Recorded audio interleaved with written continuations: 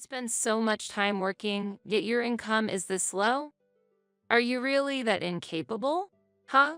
Well, if you're just a parasite bringing in only $1,200 a month, then get divorced and leave. My mother-in-law, who never liked me in the first place, finally suggested divorce. Seeing the triumphant look on my mother-in-law's face, I couldn't help but sigh.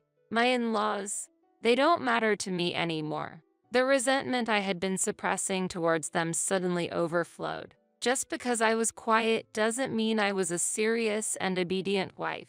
I've endured everything because she was my husband's mother, but I can't take it anymore. I'll make sure she regrets looking down on me. I am Ashley, and I will be 27 years old. I started dating my husband, Jeff, in college, and we got married 2 years ago.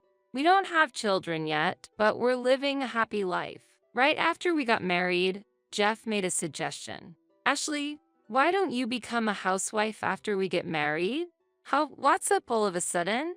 You talked about wanting to be a housewife before, right? Yeah, but don't worry, I'll work hard and earn for you and our future child. I was honestly surprised by this. Jeff was not exactly a straightforward type and tended to spend his salary on fun rather than saving. Becoming a housewife and losing my income meant relying on his earnings. As a result, his disposable income would decrease. Moreover, Jeff's mother, who loves him dearly, doesn't seem very fond of me. She might see me as the evil woman who stole her beloved son. What would her reaction be if I decided to depend on him as a housewife? The anxiety just kept growing. Even when I talked to Jeff about it, he always said repeatedly, "Don't worry." He asked me to focus on managing the household properly. He claimed he would handle his mother if anything happened between her and me. With him insisting so much, I decided to quit my job upon getting married. And so, I embarked on the path of a housewife soon after our marriage. A year has passed since I married Jeff, and I've gotten used to the life of a housewife, supporting my husband and managing the household. Although my mother-in-law sometimes makes sarcastic comments over the phone, we don't live together, so I don't take it too much to heart. However, recently Jeff's behavior has changed. He seems grumpier than usual and often shows irritation during our conversations. The cause was soon apparent. One day, after coming home from work, Jeff, unable to hide his irritation, said to me, "Hey, let's talk about money." Huh? Hand over the cash. I'm short, so prepare $300. What happened? I just gave you this month's money, right? Shut up. It's the money I earned. There should be no problem, right? Jeff's salary was entirely managed by me. This was something he had asked me to do when we first got married. If I keep it, I'll spend it all. So, Ashley, please manage it. Since then, I have been giving him a monthly allowance of $300. We tighten our belts and save any surplus money. I feel guilty for not working, so I haven't touched his earnings, covering necessary expenses from my savings. Even though he earned it, I might not have the right to comment on it. But I was truly surprised by his sudden change in personality. Thinking it best not to anger him further, I handed over the $300 as requested. Then, he immediately cheered up and returned to his usual kind demeanor. Thanks, Ashley. Sorry, all right? I went a bit overboard with spending this month. Yeah, don't worry. It's okay. That's right. After all, I'm the one earning the money. Yes, that's true. I always appreciate it, Jeff. From that day on, his financial demands gradually increased. Half a year later, he suddenly announced, "I've quit my job." Wait, what did you say? I've quit my job. My husband, who had come home early, loosened his tie while making this declaration. While I was folding laundry, I asked him, puzzled, "Quit? What do you mean?" "Literally. I'll start looking for another job tomorrow." "Wait, what about our livelihood? We can use our savings, no problem, right?" "But Jeff, you've spent quite a bit in the last 6 months, so there's hardly any savings left. What are we going to do now?" My voice inadvertently rose in response to this unexpected turn of events. At that moment, he scratched his head in irritation and coldly retorted, "You're so annoying. If you have a problem, why don't you earn money yourself? What? Really, if you had been working, maybe we could have saved more. Yet, you're doing nothing every day. What do you mean?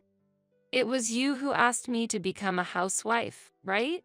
That was just a formality. But you went ahead and quit without hesitation, leading to this situation. What are you saying?" Normally, I would be angry at his self-centered words, but at that time, I was profoundly shocked. Is this my fault? When Jeff suggested I quit my job, was it just a facade? Was quitting actually a mistake? If I had continued to work, maybe we wouldn't be in this situation. Thinking about it now, I think I should have ignored those worries and considered divorce immediately. But he was someone I once loved. It was not easy to detach my heart. Instead, I started to blame myself every day. From the next day on, a series of hardships began. I'll find a new job. My husband declared that, but he did nothing at home and just fiddled with his smartphone. Even when he saw me working busily, he had no intention of helping. Moreover, he started making rude comments. "Hey, hurry up and find a job." "Huh? I don't mind finding a job, but what about you, Jeff? You're going to look for one, right? You're so annoying. You're not in a position to order me around. What do you mean? Am I supposed to earn alone? You've been living off me all this time.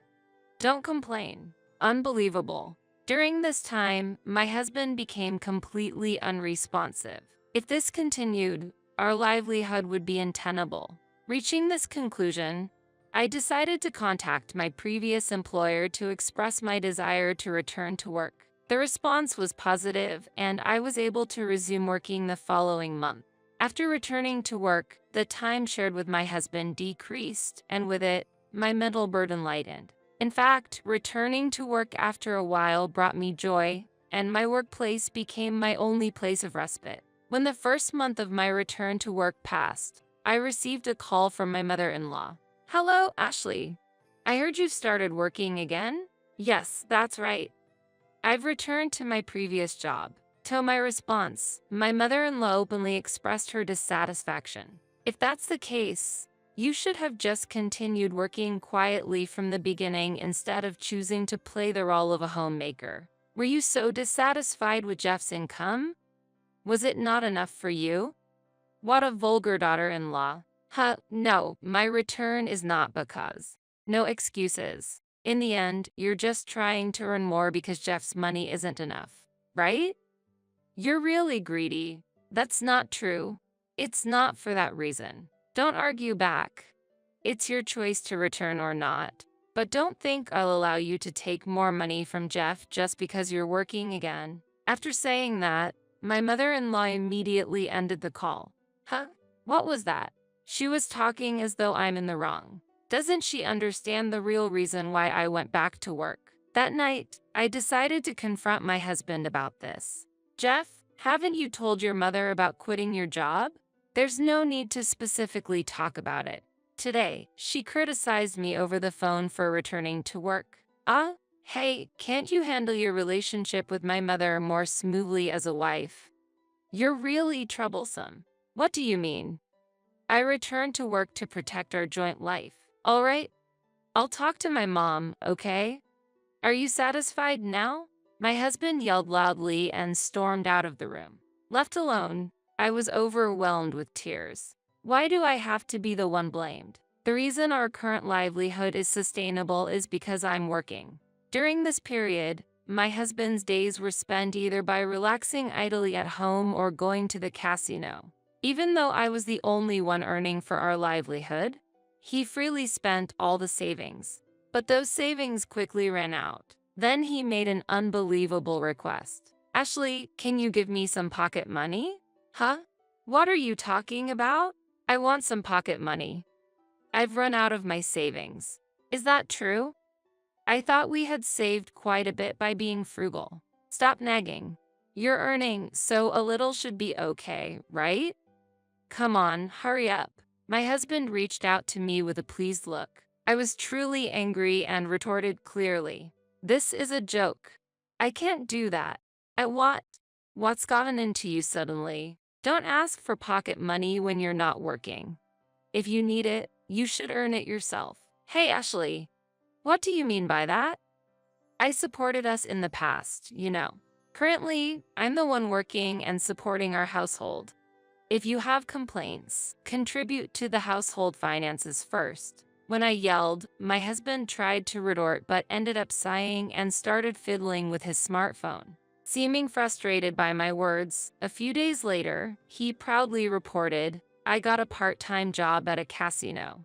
From then on, he spent 3 to 4 days a week at his part-time job, earning about $1,000 a month. But he used that money however he liked without contributing to the household. As if bragging about earning from his part-time job, his behavior changed to that of a traditional head of the household. He frequently expressed dissatisfaction with the cooking and cleaning, often insisting, I'm earning too. Then, one day, on a holiday, I was swamped with housework from early in the morning. There's no time to do them on weekdays, and I can't expect him to help. That day, he was out at the casino, providing me with the perfect opportunity to tidy up the house all at once. As I started cleaning, the doorbell suddenly rang. When I checked the monitor, my mother-in-law was there. Reluctantly, I opened the door and she immediately started talking.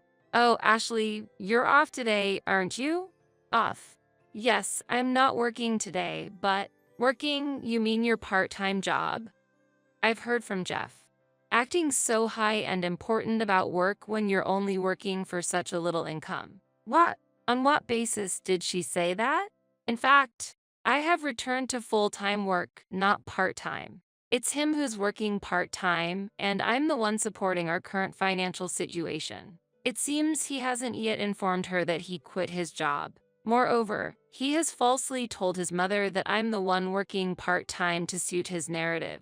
However, she ignored this and boldly entered the house. Upon surveying the room, she coldly remarked, well, it seems you're not keeping the house in order. How sloppy. I've been busy with work, and I thought I'd catch up on household chores today. Humph, busy with just a part-time job and you can't even manage regular housework. But that's because… What's this? What my mother-in-law picked up was a payslip that had fallen under the desk. It was something my husband had brought back just the day before from his part-time job. Seeing the amount listed, she scoffed. Look at this. What? $1,200. Seriously? That's, well, working all day in a flurry for such a meager salary? How can you be so incompetent? That slip is… Before I could say anything, she cut me off with a be quiet. You spend so much time working, yet your income is this low? Are you really that incapable? Huh? Well, if you're just a parasite bringing in only $1,200 a month, then get divorced and leave. My mother-in-law, who never liked me in the first place, finally suggested divorce. Seeing the triumphant look on my mother-in-law's face, I couldn't help but sigh. My in-laws, they don't matter to me anymore. The resentment I had been suppressing towards them suddenly overflowed. Just because I was quiet doesn't mean I was a serious and obedient wife. I've endured everything because she was my husband's mother, but I can't take it anymore. I'll make sure she regrets looking down on me. I contacted my husband and told him to come home immediately. With his arrival, the truth would come to light. About 30 minutes later, Jeff returned home. As soon as my husband came back, his mother warmly greeted him with, "Welcome back, Jeff. Please break up with this woman." What's the sudden talk, Mom? Oh, isn't this woman just leeching you off, Jeff? What? Surprised by her remark, my husband showed his astonishment. Without paying any mind, my mother-in-law continued, acting all high and mighty with just a part-time job while you work hard every day. No, that… Mom. It's okay, Jeff. I'm on your side. Even if you get divorced, as long as you are earning, there's no problem. That's not it, you know? I just saw that payslip. Ashley pretends to be busy. She is only earning $1,200, right? What should we do about that? Mom, actually. Finally, my mother-in-law noticed Jeff's serious expression. What, Jeff? The payslip you, sir? It's actually mine. What? Look, my name is here. Actually, I've resigned. What? I've never heard of such a thing. Weren't you supposed to be supporting us with your income? Sorry, I didn't want to complicate things. Now, I'm working part-time at a casino. My mother-in-law's eyes widened in surprise as she looked back and forth between her son and his payslip. Trying to reassure her, my husband desperately showed a smile. Don't worry, Mom. I'm working part-time now, but Ashley is earning for us, too. Your future is safe with Ashley's income. Why would you say that? Relying on that woman. Don't say that. We're managing somehow because of Ashley. Be quiet. Quitting your job without telling me? How dare you? Well, there were some issues with my boss, and seeing my husband appease my mother-in-law without any apology to me blew away the last of my feelings. It was more than enough reason to consider divorce. Taking a deep breath, I spoke calmly. I've decided to leave this house. You and your mother should get along well from now on. What? Wait, why are you leaving? The reason is clear. We're getting divorced. Divorce. Wait, what will become of me and Mom if we get divorced? Faced with my husband's immature dependency, I shouted firmly, "Be quiet." Taking a deep breath, I yelled with all my might, "Support you and your mother with my income? That's ridiculous. I am not a servant to such a foolish mother and son. It's unthinkable to have to work hard for such an absurd pair." Ashley, calm down. Let's talk this out. We can reconcile. There's nothing I want to discuss. It was a mistake to try to maintain this marriage. Live happily with your beloved mother. But, Ashley, I have no intention of wasting any more time with such foolish people. If you understand, don't ever appear before me again. You fools. Having released all my pent-up frustrations, I quickly began to pack my things. Leaving my stunned husband and mother-in-law in the room, I left the house without hesitation. After that decision, I proceeded with the divorce proceedings and opened the door to a new single life. Now, my ex-husband lives with his mother at their family home. Behind this is the fact that my mother-in-law, furious that he quit his job without notice, has decided to monitor him strictly. Until I approve of your work, nothing is allowed, is her firm policy. He, lacking thoughtfulness, shows no resistance to his mother's harsh words and complies. He is currently attending interviews for several jobs his mother found, but there's still no news of him being hired anywhere. Additionally, the return of the jobless son to the family home became known in the neighborhood, gradually thinning my mother-in-law's social connections. This is truly a case of reaping what one sows. The mother and son deserve these consequences. As for me, after the divorce, I moved to a new apartment closer to my workplace and am now fully immersed in work, enjoying fulfilling days. I've sworn never to marry again. From now on, I will live solely for myself and spend my earnings only on myself.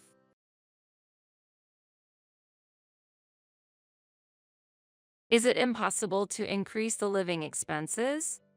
It's impossible to get by with just $3 a month. Answering a call from my son, a university student who's living alone, I heard something unexpected. What? $3 a month? My voice grew louder in surprise. What on earth was going on? In reality, I had been sending $1,000 to my son's bank account every month. Then, my son continued with even more shocking words. "I didn't want to tell you since you were fired, Mom, but living on a monthly allowance of $3 is difficult." Fired. I am a nurse and had just finished a night shift. There was no truth to being fired. To understand the situation, I hurried to my son's apartment. When I rang the doorbell, my son came to greet me. He was thinner than when he was at home, and his complexion was poor. He was clearly living frugally, not even using the heater in this cold weather. I'm using only a blanket to save on electricity. I've been working hard at my part-time job, but with university studies, I'm busy every day. I felt at my limit, so I called you, Mom. When I checked his bank account statement, it was true that only $3 had been deposited each month. I'm sorry for not noticing earlier, but I was actually sending $1,000 a month. How did this situation happen? For now, I'll withdraw some cash from a nearby ATM. I quickly went to an ATM, withdrew money, and handed it to my son. Is it okay to give me so much? Thank you, Mom. I always pretended to be fine in our calls to avoid worrying you. But I'm glad I could tell you the truth today. My heart ached for my son's efforts. Such a situation was unimaginable. Could it be? With these doubts, I told my son, until the cause becomes clear, I'll give you cash directly starting next month. After I changed the method of sending allowances to direct handover to my son, my husband became furiously angry and confronted me. Hey, isn't it the day to send money to our son? What are you doing, slacking off? My name is Rachel. After graduating from nursing school, I pursued my dream job as a nurse and have been living busy days. Romance was something I was uninvolved in, and I never had a serious boyfriend, but I didn't mind much myself. I thought casually that someday I would meet someone wonderful and build a happy relationship. Nevertheless, it seemed my parents were worried about me. Rachel, Dad's friend's son would be perfect for you. Don't you want to meet him? I was surprised by such a sudden suggestion. What? Why all of a sudden? Is it like a matchmaking meeting? No. It's nothing as formal as a matchmaking meeting. Just a dinner with the four of us. Following my father's advice, I eventually decided to attend the dinner. Nice to meet you. I'm Matt. Matt, my father's friend's son, was 3 years older than me and worked as a civil servant. He had a serious impression, but his smile was very gentle and had a heartwarming aura. Attracted to his personality, I quickly developed a liking for Matt. It seemed Matt also had a good impression of me, and after that, we occasionally had dinner together, eventually leading to a relationship.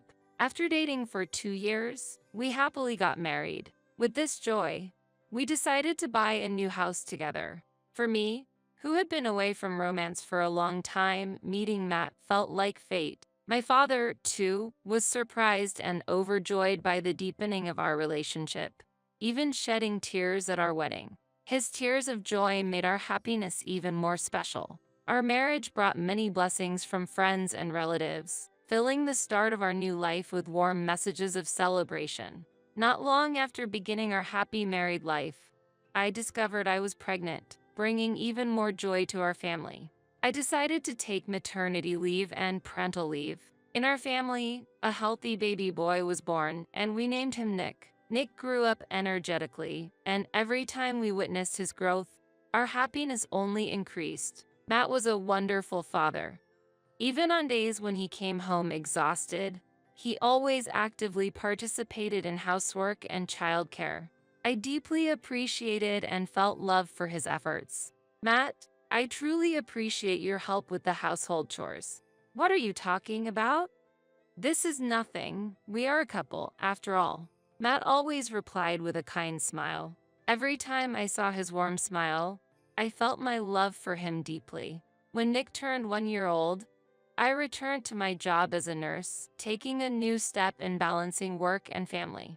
We took turns dropping off and picking up Nick from daycare, working together and spending our days cooperatively. Time passed and Nick became a senior in high school. I turned 47 and Matt reached the milestone of 50. Nick, I've prepared sandwiches for a late-night snack. Have some whenever you want, I said, bringing the snack to his room as usual. Thanks, Mom. Sandwiches, that's great. Your snacks give me the energy to study late into the night, Nick said, pausing his studies to smile and express his gratitude. He's always been such an honest and good boy, and I am deeply grateful for a son like him. He was preparing for university entrance exams, aiming for a college outside our state. If he passed, he would start living alone from spring, leaving our home. It's sad, but it's the path Nick chose. We decided to support him with all our might. And finally, the day of the exam arrived. I'm off, Dad, Mom. Nick cheerfully greeted at the entrance, his face slightly tense as he stepped outside. Do your best, Nick. I'm sure you'll be fine. I encouraged him. Keep calm and tackle the questions. You can do it. Matt also cheered him on. Hearing our words, Nick nodded firmly and headed for the examination venue. Ultimately, Nick successfully passed his preferred university. Congratulations, Nick. It's sad to see you leave home, but I'm so happy you passed.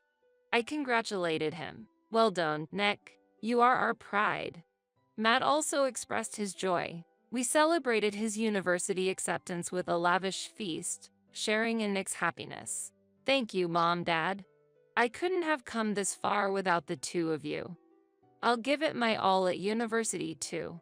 Nick expressed his gratitude. Thus, Nick was set to start living alone in a different state from autumn. To support Nick's tuition and living expenses, I started doing more night shifts to earn the extra allowance. I was managing the household finances and had decided to send Nick $1,000 every month. Although I felt guilty for frequently leaving the house empty due to my night shifts, Matt always supported and encouraged me. Rachel, I really appreciate you working so hard. The $1,000 for Nick. I know it's tough, so it's a big help. Matt expressed his gratitude. Thank you for always being there for me. I can keep going because you're with me, I replied. Thanks to Matt actively taking care of cooking and household chores, I could concentrate on my work. September came, and Nick moved into the apartment we had chosen together, and the remittances began.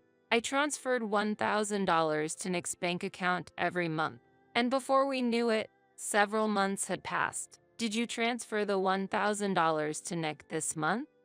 You didn't forget, did you? Of course, I transferred it properly. I wouldn't forget, I replied, and Matt showed a relieved smile. But then he furrowed his brows and said worriedly, I wonder if Nick is doing well living alone. I hope he's keeping up with his classes.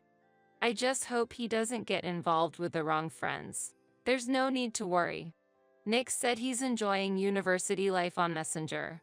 Matt, you worry too much. I often smiled at Matt's concern for Nick. I also kept in frequent contact with Nick, ensuring he was doing well and feeling reassured. Time passed, and the season gradually changed to winter. The air outside was cold and breaths turned into white mist. One night, after finishing a night shift, I returned home. Dragging my tired body, I headed towards the bedroom. As I started to change clothes, something caught my eye. There was an unfamiliar lip balm lying there. Is this Matt's? I've never seen this before, I thought, picking up the lip balm from the floor. Matt usually showed little interest in skincare products, particularly not lip balm. Maybe he bought it on a whim because of the harsh winter dryness. However, the packaging of the lip balm was unlike typical men's products, with a sophisticated design more appealing to women. The lid was adorned with glitter, and the product name was written in pink letters, standing out prominently. Intrigued by this odd discovery, I slipped the lip balm into my pocket. That night, when Matt returned from work, I decided to ask him about it. Matt, is this your lip balm? I asked, and for a moment, Matt looked surprised, then quickly smiled and took the lip balm from me. Haha, yes, that's mine. I've been looking for it. Thanks for finding it, Rachel. Where did you find it? It was on the bedroom floor, I replied. Matt seemed a bit flustered. What's wrong? Is there something odd? I asked, and Matt replied somewhat sheepishly, well, you know, it's uncommon for a guy to use lip balm, so it's a bit embarrassing. He said, scratching his head. It's not embarrassing at all. Many men take care of their lips these days, but that lip balm looks a bit too feminine. Maybe choose something simpler next time? I suggested, and Matt nodded. Yeah, I'll pick a more normal one next time. I actually chose it in a hurry and later realized it might be a bit girly. Anyway, let's watch a movie tonight. That movie you wanted to see has started streaming. He changed the subject. I was a bit puzzled by Matt's behavior in deflecting the conversation, but soon got engrossed in the movie and forgot about it. About a month later, I received an unexpected call from Nick while on my way home from a night shift. Nick, It's been a while. What's up? I greeted him cheerfully. From the other end of the phone, Nick's voice sounded weak. Mom, I'm sorry. I've been busy lately and couldn't always answer the phone. Indeed, I had noticed that Nick hadn't been answering my calls more frequently of late. I had been worried, but since they were communicating via messenger, I thought there were no major problems. Don't worry about it, it's okay. But you sound a bit down. Is something wrong? I asked and was surprised by Nick's response. Mom, can you increase the amount of the allowance? Living on $3 a month is really tough. What? $3 a month? My voice rose in astonishment. I couldn't understand why the allowance would be only $3 a month. I was certain I had been sending Nick $1,000 every month. I didn't want to tell you since you lost your job, Mom, but it's really hard with only $3 a month. Nick continued, Lost my job? What are you talking about? I was confused and couldn't understand what he was saying. I had just finished a night shift and certainly wasn't fired. As I struggled to comprehend the situation, Nick's troubled voice continued. Wait, Mom, I heard you were fired.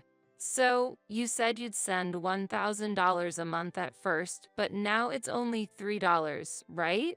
What are you talking about? Anyway, I'm coming over to your place right now. Okay, I'll be waiting. After hanging up, I tried to head to the station quickly. My legs wouldn't move properly in my agitation. I was surprised by this unexpected development and my heart was pounding. Trying to calm down, I took deep breaths. I slapped my cheeks with my hands to focus and quicken my pace to the station. After changing trains, I arrived at the station near Nick's apartment. I contacted Nick on my phone, telling him I would be there soon. When I reached Nick's apartment and rang the doorbell, the door opened immediately.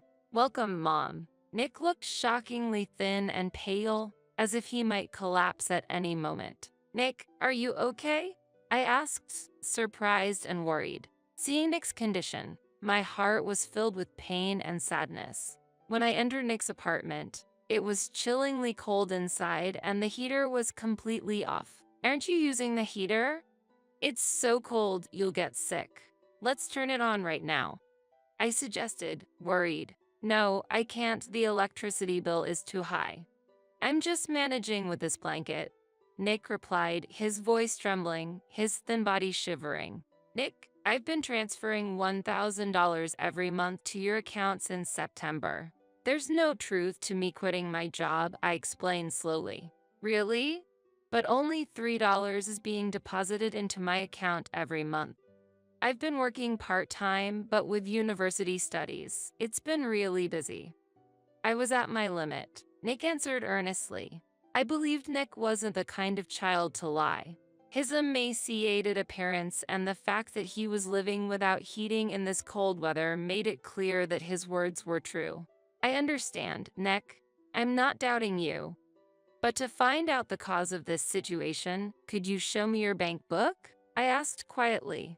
Okay, just give me a moment. Nick went to look for his bank book. Nick carefully took out his bank book from a shelf in his neatly arranged room and showed it to me. As I looked at the bank book, it was indeed as Nick had said.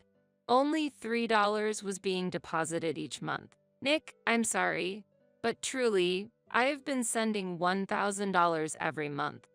What could be going on here? First, I'll withdraw some cash from a nearby ATM.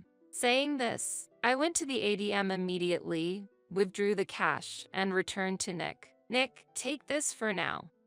Until we find out the reason, I'll give you the money directly starting next month. Can I really accept this much? Thank you, Mom.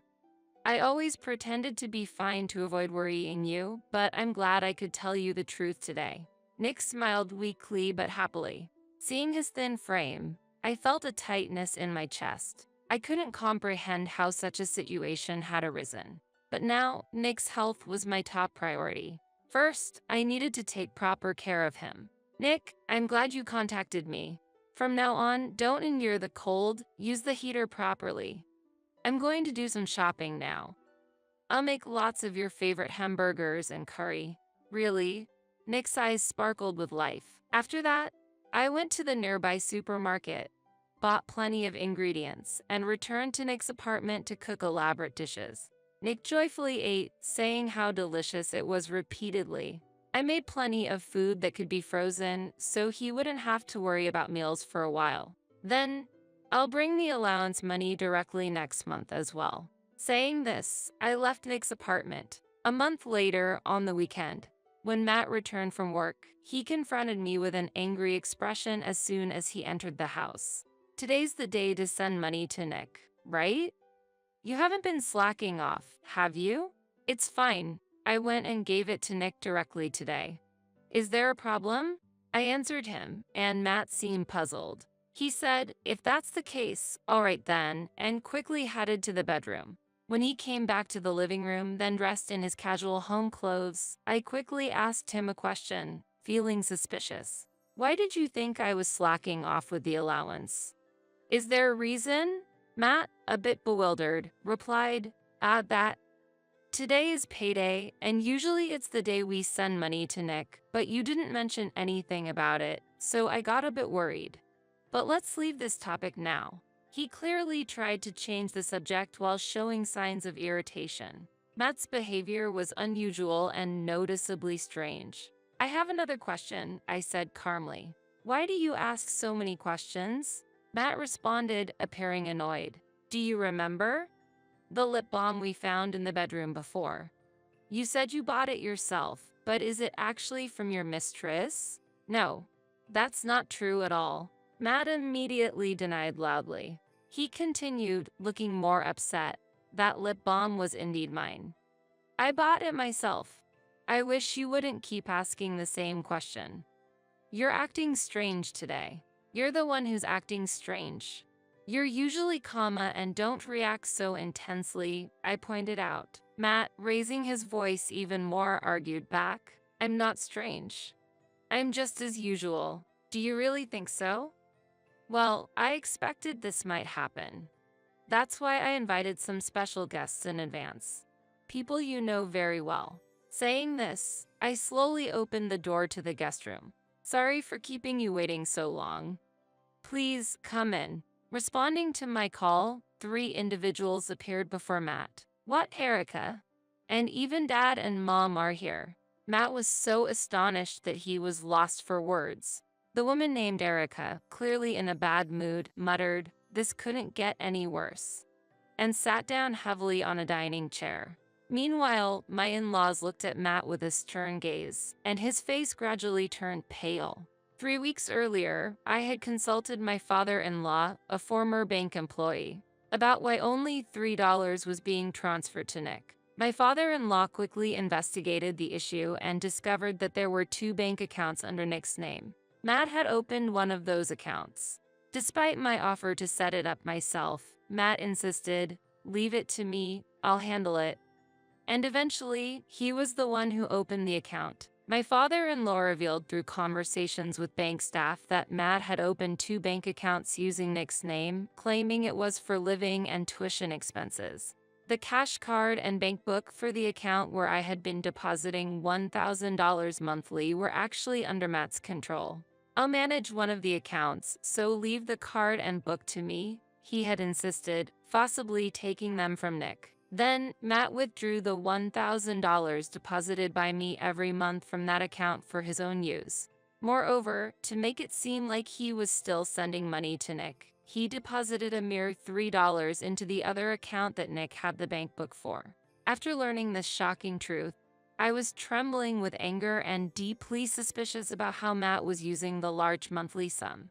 I then remembered the charmingly designed lip balm I had found in the bedroom before. Driven by this intuition, I decided to have a detective agency investigate Matt's activities. The investigation revealed that Matt was having an affair with a woman named Erica, his subordinate. While I was out on night shifts, Matt had been secretly inviting Erica to our home. Having gathered enough evidence, I decided to confront Matt with the truth by inviting my in-laws and Erica, Matt's mistress. Matt, you must be aware, but your misconduct has already been exposed, I told him sternly, and Matt's face turned ashen, his lips trembling slightly. All the $1,000 sent to Nick each month, You were using it all for Erica, weren't you? How terrible. According to the detective agency's report, you bought Erica an expensive brand necklace. What were you thinking? Matt vehemently protested in response. No, I did buy jewelry, but that's not all. I didn't use all $1,000 just for gifts. Erica's mother was seriously ill and hospitalized for a long time. I was providing financial support for her medical expenses. I was just trying to help someone. Matt claimed. Is that true, Erica? About your mother being sick? Please be aware that lying won't help, as it will eventually be revealed. Can you tell us the truth? When I asked Erica, she was silent for a moment and then reacted with a bit of anger. That's a lie. All of it. My mom is healthy and working on the farm in the countryside every day. The story about her being sick is all made up. Hearing this, Matt shouted, trembling with anger. What? You lied to me? I can't believe it. Do you know how much money I've been giving you?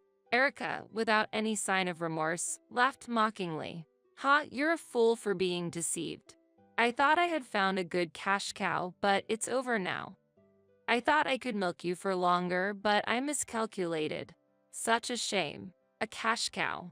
You said you loved me. Was that all a lie, too? Your feelings for me weren't real. You do love me, don't you? Matt was confused, angry, and seemed to forget that I and his parents were present. It was extremely unpleasant for me to see my husband cling to a younger woman in such a pathetic manner. It was embarrassing, pitiful, and above all, deeply unsettling. Suppressing my disgust, I confronted the situation. Just think about it. How could a young and attractive woman like me really love a middle-aged man like you, Matt? It's laughable. Do you even realize your own worth? Look in the mirror and face reality. Erica burst into mocking laughter. Although Erica's words might be true, her brazen attitude infuriated me. To think such a thing. In response to a shocked Matt, I presented him with 3 documents. The first was the bank transaction history, the second, conclusive evidence photos of the affair, and the third, a divorce form. A divorce form. Wait, are we really getting divorced? Matt was shocked, ignoring the first 2 documents and focusing on the divorce form. Of course. How can I continue married life with a man who wastes his son's allowance? But I didn't intend to get divorced. This situation is a separate issue. Matt mumbled some excuse. I exploded in anger at Matt's ridiculous remarks.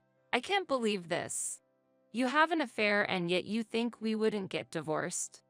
And how you treated Nick is unforgivable. What kind of parent are you? Did you really think he could live on $3 a month? Nick has been working hard at part-time jobs, scrimping and saving, becoming skin and bones. He couldn't even properly use the heater. You're terrible. Sign the divorce form now. I do feel sorry for Nick. When I heard Erica's mother was sick, and with all her demands, I desperately needed money. Matt weakly tried to justify himself. That's when my father-in-law delivered a powerful blow to Matt. With a short cry of ah, Matt collapsed, and his father's angry voice boomed. You stupid son. Sign the divorce form, as Rachel says, right now. Dazed, Matt faced me, and I firmly stated, of course, I'll be demanding compensation. I'll add up all the money you wasted too. Compensation. You can't be serious. Matt was shocked and exclaimed. And Erica, I will also demand payment of compensation from you, so be prepared. I said that to Erica, and her face turned pale, beginning to panic. Wait a minute. Why should I pay compensation? I can't pay. Why should you pay? Because you were involved in an affair with a married person. I have the right to demand compensation from you, and I will make sure you pay it. When I responded calmly, Erica, glaring at Matt, said, Matt, you have to pay for me too. I don't have any money. I spend all my salary on cosmetics, clothes, and bags. I have no savings. Nonsense. I don't have any money either. You took everything. If you hadn't deceived me, none of this would have happened. You're just a devil, Matt yelled. As the two argued, Matt suddenly turned to me, pleading, Rachel, please, spare me the compensation.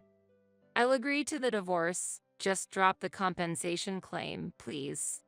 I really have nothing. Look, we've supported each other until now.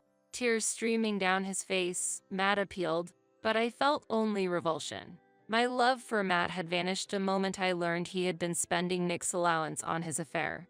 If you resist any further, I'll double the compensation. Sign the divorce form now. I'll properly claim the compensation later, I stated resolutely, and Matt, realizing my determination, signed the divorce form. I've signed it. Are you happy now? Matt said in a weak voice, handing over the divorce form. Yes, thank you. Now, please leave immediately. What? Do I have to leave? Matt was surprised. Of course, we're getting divorced. We can't live together anymore. You need to take responsibility. Erica, please leave quickly too. After I sternly expelled Matt and Erica from the house, my in-laws repeatedly apologized for their son's misdeeds. But they were not at fault. I was full of gratitude for my father-in-law, whose efforts uncovered Matt's wrongdoings. After expressing my sincere thanks to my in-laws, I headed to the municipal office and submitted the divorce papers, thereby ending my marriage to Matt. Subsequently, through a lawyer, I made compensation claims against Matt and Erica. Despite their civil servant status, they had been openly dating and there had been rumors of their affair for some time. As a result of the compensation claim, they both became mentally strained, increasing mistakes at work, leading to demotion to less significant positions, and unable to bear the cold treatment from colleagues. Erica chose to resign. Matt, disowned by his parents, is now leading a tough life in a modest apartment, paying compensation to me.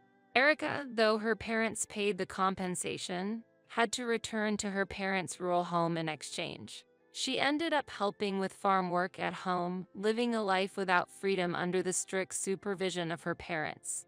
I received apologies from Erica's parents over the phone and was informed in detail about Erica's current situation. They said they are keeping a strict watch on her to prevent her from causing any more trouble. For myself, I decided to sell my home and move to a place closer to my son Nick's apartment. Nick and I often meet and keep each other updated about our lives.